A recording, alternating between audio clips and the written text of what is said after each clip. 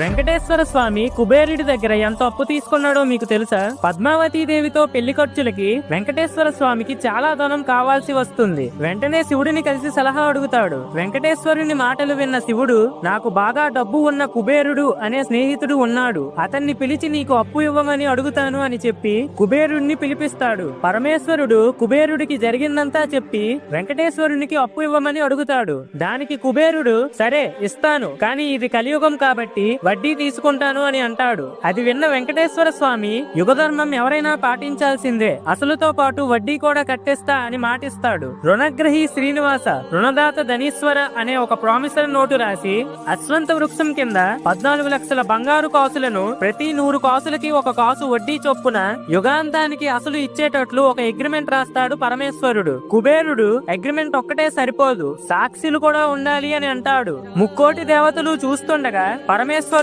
బ్రహ్మదేవుడు, అశ్వంత వృక్షం వీళ్ళు ముగ్గురు సాక్షి సంతకాలు పెడతారు. దేవతలందరి సమక్షంలో కుబేరుడు వెంకటేశ్వర స్వామికి 14 లక్షల బంగారు కాసులను